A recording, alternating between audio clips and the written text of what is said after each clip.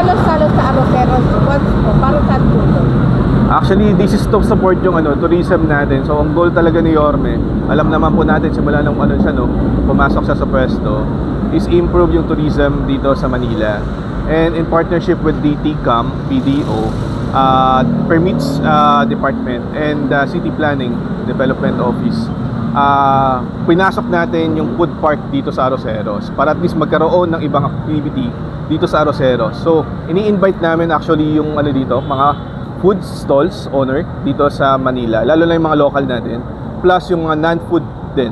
Just in case may interested dito na mga non-food, lapit lang po sa amin para at least ma-promote po natin yung product. Kasi yun po yung goal natin, masuportahan natin yung mga local na mga businesses dito sa Manila.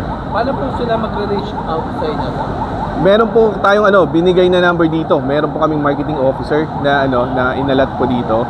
And siguro ibigay ko po sa nyo, i-post na lang po natin yung yung number para at least easily to reach out ng mga natin, mga viewers po natin. Kailan niyo po balak i-launch yung salo-salo sa Arroceros? We're looking at having it launch sa October 15, no? As of now, kung pansin po natin, piniprepare natin yung area, okay na po yung electrical natin, okay na po yung mga booths natin, and we already coordinated sa safety. We have the smart support, yung mga police natin. We also have the DPO support.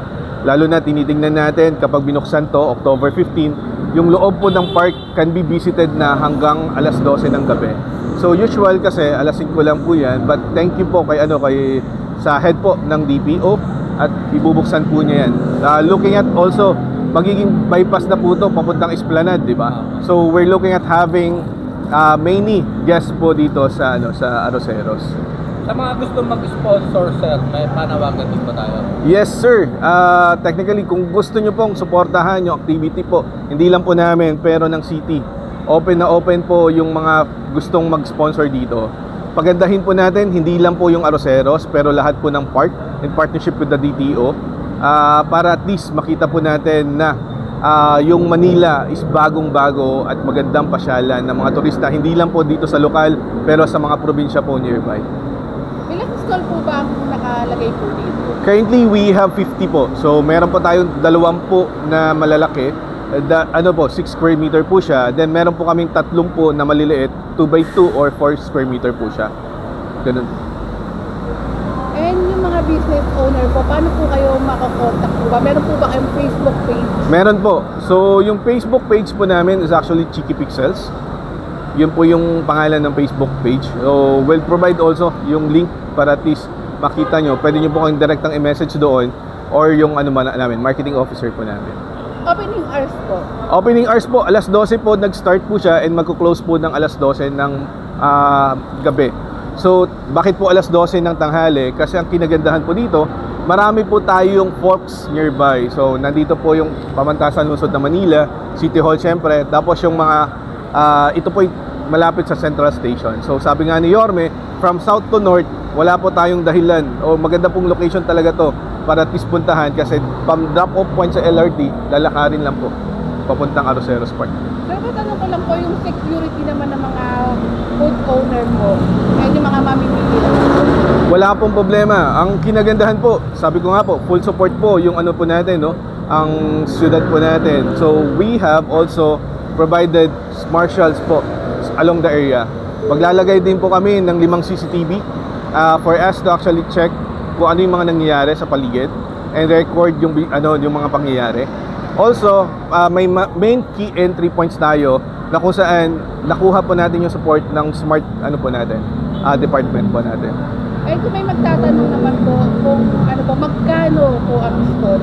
Yes po. Doon sa doon sa mga may alam na po kung paano mag-rent sa stall, technically mas mura po siya kumpara sa natin, mga competitors po natin, no? For this one, meron pa tayong maliit which is 2.7. Lahat po, inclusion, safety, lahat dapat kasama na po doon, pati kuryente. And yung malaki po is 3,200 per day. So, ang kinagandahan po kapag ganito, yung foot traffic talaga malaki and gagawan po namin na activities. Sa opening pa lang, mag-iimbita po kami ng banda. We'll also have busking along the area. Also, compared sa iba, magkakaroon po kami ng speakers sa paligid. Kaya ang kinagandahan po, kapag nagpakatugtog po tayo ng Christmas song, mararamdaman po natin Christmas talaga yung paligid. Kung maabutan tayo dito ng Valentine's at Valentine's song yung ano natin, papatugtog, mararamdaman po ng buong paligid na nagmamahalan po ang mga tao sa Arroceros. Ganun po siya. Until kailan po itong salo-salo? Hanggang April po actually. April 2026 yun po yung initial contract po natin. But in case open pa rin po si City Hall na i-renew po yun, we're actually willing to invest at patagalin yung investment po natin. Kindly invite sir yung mga sambayan ng Pilipino.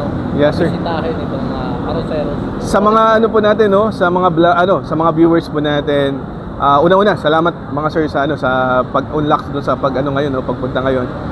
Iniimbitahan ko po mga Manileño, lahat po, kahit mga karatig syudad po natin at mga nasa probinsya na kung saan pumunta po kayo sa Arroceros. Pag-open na po kami October 15 and sana tangkilikin nyo po yung lokal na product po ng Manila at hintayin po namin kayo dito sa aming lugar. Yung mga business owners naman po natin. Sa mga business owners, open na open po kami para kayo ay maglagay ng business dito. We're looking at also partnerships, ano man yan, no? Itulungan po natin ang sarili nating city para at least palaguin po natin, ibalik natin yung sagana at kagandahan ng city po natin. And lastly, message nyo po sa ating butihing Mayor Isko Moreno. Mayor Isko, Yorme, maraming salamat Yorme sa pagpaunlak at pagpapaganda pa ng turismo dito sa Manila. We're willing to actually support yung turismo at anumang business na pwede nating ilagak dito sa siyudad natin. And sir, gusto ko lang din mag-thank you sa inyo sa pagsuportan nyo kay Mayor Isko Moreno. Thank you mo. Actually, maraming salamat.